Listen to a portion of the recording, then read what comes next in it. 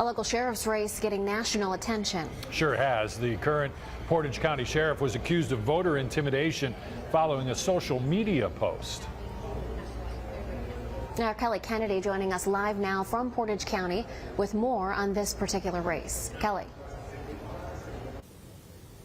Nikki and Brian, I am here right now at the Reed Memorial Library in Ravenna. This is just one of the polling locations in Portage County. We're still seeing a lot of voters shuffling in and out.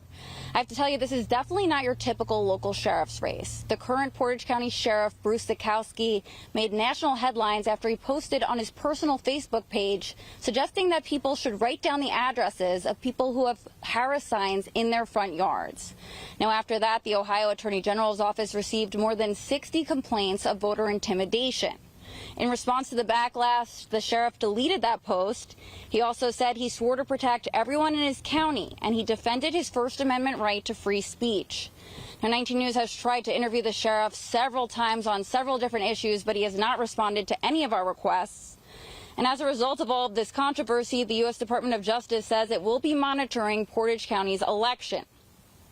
Now, a little bit more on the candidates. Zakowski is the Republican on the ticket. He was elected back in 2020. He spent 26 years with the Ohio State Highway Patrol. He also worked as a special deputy in Portage County for the sheriff's office. His challenger is Democratic candidate John Barber.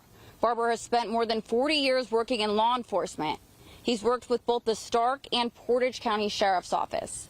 Now, we are going to try to talk with some of the voters. A lot of people really anxious, watching this election very closely. We'll also try to catch up with the candidates, and we'll check back in with you guys in just a little bit.